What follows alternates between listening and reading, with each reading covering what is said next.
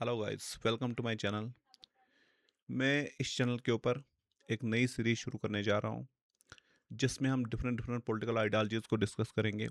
ये इस सीरीज़ की पहली वीडियो होगी और हम लिबरलिज्म पढ़ने जा रहे हैं। लेकिन लिबरलिज्म को पढ़ने से पहले हम लिबरलिज्म के जो मेन कंट्रीब्यूटर्स हैं, मतलब कि उन पॉलिटिकल थिंकर्स के बारे में पढ़ेंगे जिन्होंने लिबरलिज्म में सबसे ज़्यादा कंट्रीब्यूट किया है। तो आज हम कुछ उन पॉलिटिकल थिंकर्स को डिस्कस करने जा रहे हैं जिन्होंने लिबरलिज्म में अपना कंट्रीब्यूशन दिया है। और सबसे पहले हम बात करते हैं जॉन लॉक की। जॉन लॉक, इनको फादर ऑफ लिबरलिज्म के नाम से भी जाना जाता है। माना जाता है कि जो लिबरल आइडियोलॉजी है उसकी शुरुआत जॉन लॉक ने ही की थी। जॉन लॉक का जन्म 1632 में हुआ था और इनकी डेथ 1704 में हुई थी। ये एक इंग्लिश फिलासफर थे और एक पॉलिटिशियन भी थे। जॉन लॉक जो है वो एब्सोल्यूटिज्म के विरोधी रहे। उनने हमेशा जो है एब्सोल्यूटिज्म का विरोध किया। एब्सोल्यूटिज्म का मतलब होता है जब गवर्नमेंट्स के पास अनलिमिटेड पावर्स होती है, एब्सोल्यूट पावर्स होती है। तो जॉन लॉक का मानना था कि गवर्नमेंट्स के पास एब्सोल्यूट पावर्स या अनलिमिटेड पावर्स होना गलत है, क्योंकि इसकी वजह से गवर्नमेंट्स लोगों के राइट्स छीनती है। खासतौर पे जॉन लॉक ने एक बड़ी मशहूर थ्योरी दी थी जिसे हम कहते हैं थ्योरी ऑफ नेचुरल राइट्स, जिसमें जॉन लॉक ने जो ह्यूमंस थे, ह्यूमंस के तीन नेचुरल राइट्स को डिस्कस किया था। इन्होंने कहा था कि सारे ह्यूमंस के पास तीन नेचुरल राइट्स होते हैं और ये नेचुरल राइट्स उनको ना तो कोई राजा देता है, ना ही कोई दूसरी प्रकार की गवर्नमेंट देती है, ना ही भगवान देता है। ये राइट्स इंसानों को बाय बर्थ मिलते हैं, नेचुरली मिलते हैं। तो जॉन लॉक के अकॉर्डिंग एक ह्यूमन के पास right to life, right to property और राइट टू लिबर्टी जैसे तीन नेचुरल राइट्स थे। तो जॉन लॉक का मानना था कि जो नेचुरल राइट्स होते हैं उनको वायलेट नहीं किया जा सकता है। तो मतलब कि गवर्नमेंट के पास ये पावर्स नहीं है कि वो लोगों के नेचुरल राइट्स को वायलेट करे। गवर्नमेंट के पास पावर्स होती हैं, लेकिन गवर्नमेंट्स के पास एब्सोल्यूट पावर्स नहीं होती हैं। तो सबसे पहले एब्सोल्यूटिज्म का बड़े पैमाने पे जब विरोध किया गया तो वो असल में जॉन लॉक ने किया। और जॉन लॉक छः, इनको माना जाता है कि वो फिलासफर थे जिन्होंने 1688 की जो ग्लोरियस रेवोल्यूशन थी इंग्लैंड की, उसको शुरू किया था। असल में इनके विचारों पे जो है ग्लोरियस रेवोल्यूशन हुई थी। तो शायद आपको थोड़ा सा आइडिया होगा कि जो ग्लोरियस रेवोल्यूशन थी ये असल में इंग्लैंड में वो रेवोल्यूशन थी जिसके तहत इंग्लैंड के अंदर जो राजाओं के एब्सोल्यूट पावर्स हुआ करती थी उसके ऊपर एक लिमिटेशन लगा था। और इंग्लैंड के अंदर कॉन्स्टिट्यूशनल मोनार्की जो है वो इस्टेब्लिश हुई थी। मतलब कि जो पावर्स हुआ करती थी इंग्लैंड के राजाओं की, उनको लिमिट किया गया था और पार्लियामेंट को पावर्स दी गई थी ताकि पार्लियामेंट से वो राजाओं की पावर्स को लिमिट कर सके, उसके ऊपर एक रिस्ट्रिक्शन लगा सके। तो glorious revolution one of the most important revolution है वर्ल्ड हिस्ट्री के अंदर। तो इन सभी चीज़ों को हम बाद में डिस्कस करेंगे। अभी तो हम सिर्फ इन थिंकर्स या ये जो पॉलिटिकल फिलासफर्स हैं इनका एक ब्रॉड व्यू ले रहे हैं ताकि हम समझ सकें कि लिबरलिज्म छे उसको देने वाले लोग छे वो असल में कौन थे। तो इन्होंने जो एक सोशल कंट्रैक्ट थ्योरी का भी यूज़ किया था और इनने कहा था कि जो नेचर हैं, नेचर ने छे ह्यूमंस को हमेशा इक्वल और फ्री बनाया है। मतलब कि नेचुरली ह्यूमंस इक्वल होते हैं, फ्री होते हैं। तो लोगों की फ्रीडम और लोगों के जो राइट्स हैं उनको वायलेट नहीं किया जा सकता है। तो जॉन लॉक छे ये पहली बार फ्रीडम को एक नेचुरल राइट मानते हैं और ये फ्रीडम छे ये कोर आइडिया है लिबरलिज्म का। तो पहली बार फ्रीडम को या लिबर्टी को ह्यूमन राइट माना गया और वो जॉन लॉक ने किया। तो इनको जो है इसी वजह से फादर ऑफ लिबरलिज्म भी कंसिडर किया जाता है। तो जॉन लॉक छः, इनकी एक बड़ी मशहूर किताब है, उसका नाम है टू ट्रीटीज ऑफ गवर्नमेंट। ये 1690 में पब्लिश हुई थी। तो इसी के तहत जो है जॉन लॉक ने लिमिटेड गवर्नमेंट, कॉन्स्टिट्यूशनलिज्म और नेचुरल राइट की थ्योरी को जो है प्रपोज किया था। तो फिर दूसरे थिंकर जिनको लिबरलिज्म में एक बहुत बड़ा कंट्रीब्यूटर माना जाता है वो एडम स्मिथ थे। एडम स्मिथ असल में जो है स्कॉटलैंड से थे। ये एक स्कॉटिश इकोनॉमिस्ट और फिलासफर थे। एडम स्मिथ जो है उनको फाउंडर ऑफ डिसमल साइंस भी माना जाता है। डिसमल साइंस असल में एक डेरोगेटरी टर्म है जो यूज़ की जाती है इकोनॉमिक्स के लिए। तो मतलब कि डिसमल साइंस का मतलब है इकोनॉमिक्स। तो एडम स्मिथ जो है इनको डिसमल साइंस मतलब कि इकोनॉमिक्स का फाउंडर भी माना जाता है। तो इनकी एक किताब है, उस किताब का नाम है थ्योरी ऑफ मॉरल सेंटिमेंट्स। उसमें इन्होंने जो है कहा था कि ह्यूमन जो हैं, ह्यूमन सेल्फ इंटरेस्टेड होते हैं, और चूँकि ह्यूमन जो होते हैं सेल्फ इंटरेस्टेड होते हैं, तो ह्यूमन जो है खुद रिसोर्सेज़ को डेवलप कर सकते हैं अपनी तरक्की के लिए। तो इसलिए इनने कहा था कि जो सोशल ऑर्डर होना चाहिए, वो अनरेगुलेटेड होना चाहिए। अनरेगुलेटेड मतलब कि गवर्नमेंट जो है वो ज़्यादा रेगुलेशंस या ज़्यादा रूल्स इम्प्लीमेंट नहीं करनी चाहिए सोसाइटी के ऊपर, लोगों को फ्री छोड़ दिया जाना चाहिए। तो जो आप फ्री मार्केट इकॉनमी का कंसेप्ट जानते हो, वो फ्री मार्केट इकॉनमी का कंसेप्ट है वो असल में एडम स्मिथ का ही दिया हुआ कंसेप्ट है। तो इनकी सबसे मशहूर किताब है, उसका नाम है द वेल्थ ऑफ नेशंस, जो कि 1776 में पब्लिश हुई थी। और इन्होंने छः इकॉनमी को सबसे पहले मार्केट टर्म्स में एक्सप्लेन करने की कोशिश की। मतलब कि इन्होंने कहा कि मार्केट जो होती है वो डिटरमाइन करती है इकॉनमी को। तो इसी वजह से गवर्नमेंट को जो है इकॉनमी से दूर रहना चाहिए और फ्री मार्केट इकॉनमी जो है उसको इस्टेब्लिश करना चाहिए। इन्होंने छः लासेस फेयर का कंसेप्ट दिया। लासेस फेयर का मतलब होता है एक ऐसी सोसाइटी जहाँ पे गवर्नमेंट के पास मिनिमम पावर्स होंगी। मीन्स कि गवर्नमेंट जो है मिनिमम फंक्शंस परफॉर्म करेगी ताकि लोग जो हैं उनको मैक्सिमम फ्रीडम्स मिल सके। तो इन सब चीज़ों को, इन सब कंसेप्ट्स को हम बाद बाद में डिस्कस करेंगे, आगे चल के डिस्कस करेंगे। अभी तो हम एक जनरल सा व्यू ले रहे हैं उन थिंकर्स का, उन पॉलिटिकल राइटर्स का जिन्होंने छः लिबरलिज्म में कंट्रीब्यूट किया है। तो ये दूसरे थिंकर थे जो बहुत मशहूर माने जाते हैं जिनने लिबरलिज्म के अंदर छः कंट्रीब्यूट किया। फिर जो तीसरे थिंकर जिनने लिबरलिज्म के अंदर बहुत मेजर कंट्रीब्यूशन दी, वो थे इमानुएल कांट। इमानुएल कांट असल में एक जर्मन फिलासफर थे, और क्रांट इमानुएल कांट छे, उनका मानना है कि हम ह्यूमन जो होते हैं, हम ह्यूमन सिर्फ एक मीन्स नहीं होते, हम एक एंड भी होते हैं। मीन्स कि हम सब ह्यूमन जो है, हमारा सिर्फ इस्तेमाल नहीं होना चाहिए। हम ह्यूमंस को जो है ह्यूमंस की तरह ट्रीट किया जाना चाहिए। हमारी एक डिग्निटी होती है, हम सब लोग मानते हैं कि हम कुछ ना कुछ हैं। तो हमें जो है डिग्निटी के साथ ट्रीट किया जाना चाहिए। हमें सिर्फ एक मीन्स की तरह ट्रीट नहीं किया जाना चाहिए। मतलब कि एक इंसान दूसरे इंसान का सिर्फ यूज़ नहीं करना चाहिए, उसका इस्तेमाल नहीं करना चाहिए। बल्कि एक इंसान ये मानना चाहिए कि दूसरा इंसान भी उसी की तरह एक इंसान है, और उसकी भी डिग्निटी है, और उसकी रिस्पेक्ट की जानी चाहिए। तो ये जो इमानुएल कांट थे, इमानुएल कांट असल में मानते हैं कि मोरालिटी बहुत इंपॉर्टेंट होती है। इनने छः मोरालिटी को बहुत इंपॉर्टेंस दी। इनने कहा कि एक इंसान को दूसरे इंसान के साथ बहुत अच्छे से पेश आना चाहिए। इनकी जो मशहूर किताबें हैं उनका नाम है क्रिटिक ऑफ प्योर रीजन और metaphysics of morals. Critique of pure reason छे ये 1781 में पब्लिश हुई थी, और मेटाफिजिक्स ऑफ मॉरल छे ये 1785 में छे पब्लिश हुई थी। तो ये भी एक बहुत मशहूर पॉलिटिकल फिलासफर है, पॉलिटिकल थिंकर है, जिन्होंने लिबरलिज्म में छे अपना कंट्रीब्यूशन दिया है। फिर नेक्स्ट फिलासफर जिनने लिबरलिज्म के अंदर कंट्रीब्यूट किया है उनका नाम है थॉमस जेफरसन। ये पैदा हुए थे 1743 में, और इनकी डेथ हुई थी 1826 में। ये एक पॉलिटिकल फिलासफर थे, वो भी यूनाइटेड स्टेट्स ऑफ अमेरिका से। मींस कि यूनाइटेड स्टेट्स ऑफ अमेरिका की फाउंडेशन में इनका बहुत ही इंपॉर्टेंट रोल था। यूनाइटेड स्टेट्स ऑफ अमेरिका जो है, उनका जो डिक्लेरेशन ऑफ इंडिपेंडेंस नाम का एक बहुत मशहूर डॉक्यूमेंट है जिसके तहत अमेरिका जो है उसको फाउंड किया गया था, उसको तैयार करने में इनका बहुत ही इंपॉर्टेंट रोल था थॉमस जेफरसन का। और ये बाद में यूनाइटेड स्टेट्स ऑफ अमेरिका के तीसरे प्रेसिडेंट भी बने थे। इनने 1801 से लेके 1809 तक यूएस प्रेसिडेंट के तौर पर सर्व भी किया था। थॉमस जेफरसन जो है, ये लासेस फेयर को प्रमोट करते थे। असल में ये कहते थे कि लासेस फेयर होना चाहिए, और ये लिमिटेड गवर्नमेंट को भी जो है असल में प्रमोट करते थे। कहते थे कि गवर्नमेंट छे वो लिमिटेड होनी चाहिए, गवर्नमेंट के पास लिमिटेड पावर्स होनी चाहिए, गवर्नमेंट छे लोगों के फ्रीडम्स या राइट्स को वायलेट नहीं करनी चाहिए।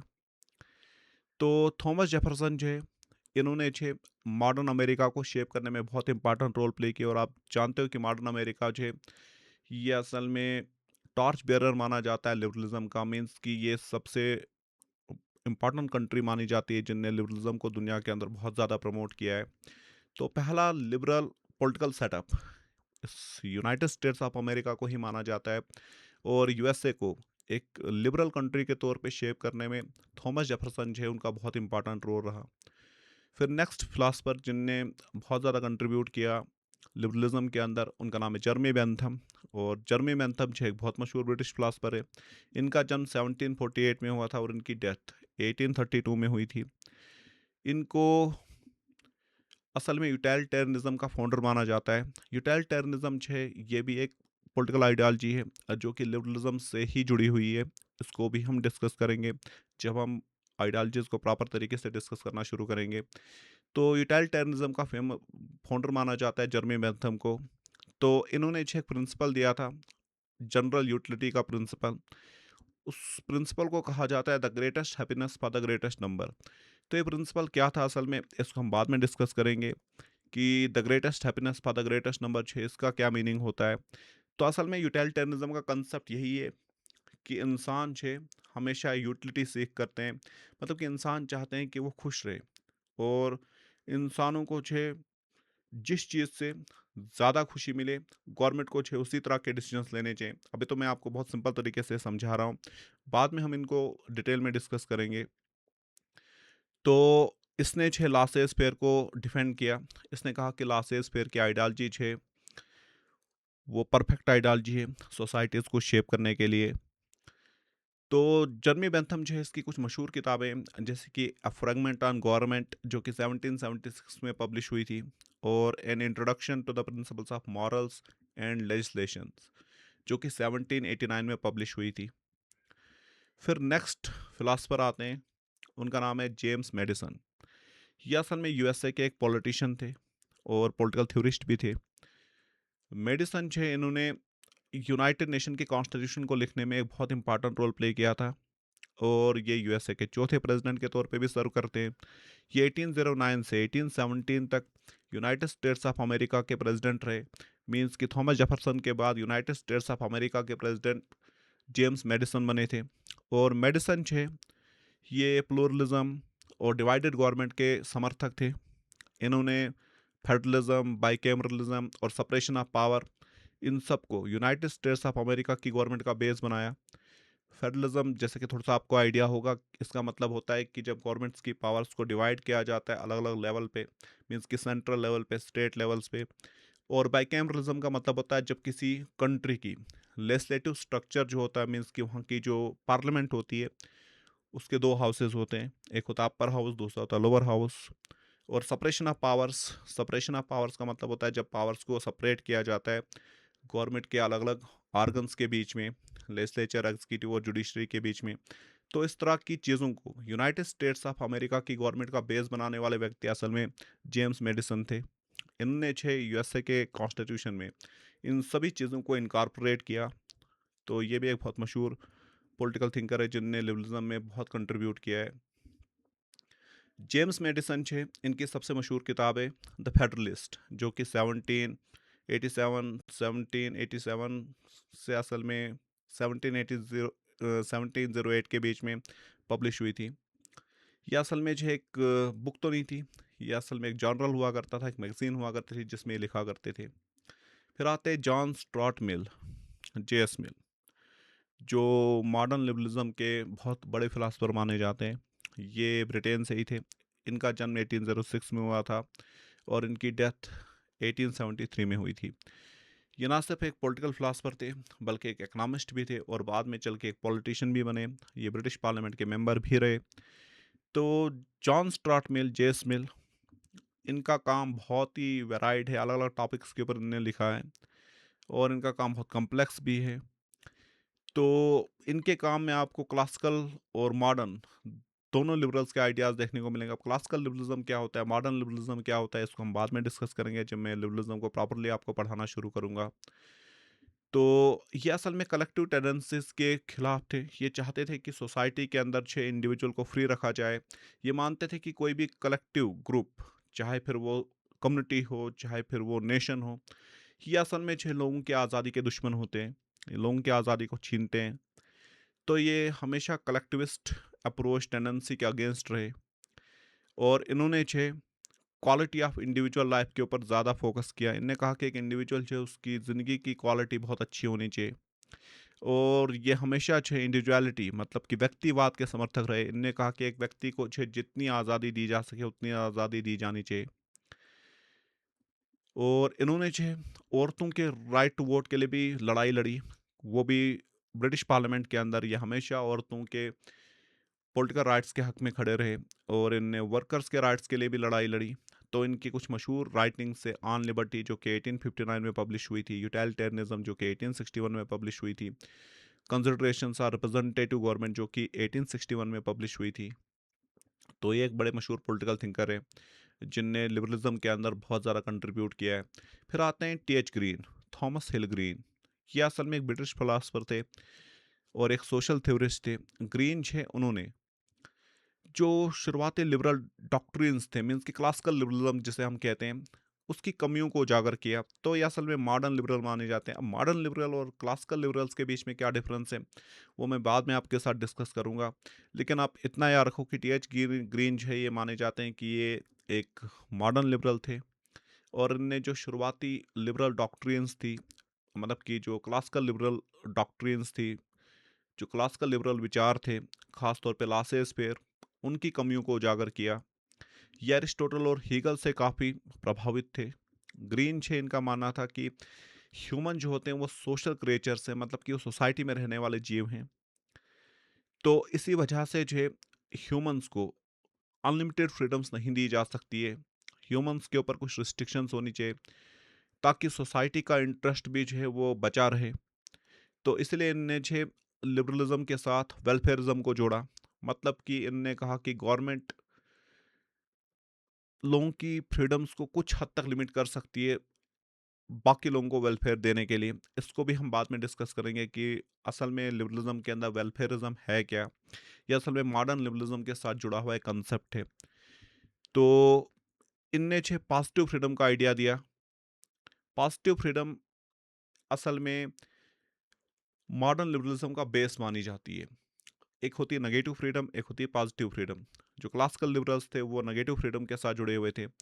वो कहते थे कि एक इंडिविजुअल की फ्रीडम छे वो एब्सोल्यूट होनी चाहिए, अनलिमिटेड होनी चाहिए। जबकि पॉजिटिव फ्रीडम का कंसेप्ट छे इसमें कहा जाता है कि इंडिविजुअल की फ्रीडम छे वो एब्सोल्यूट नहीं हो सकती, वो अनलिमिटेड नहीं हो सकती।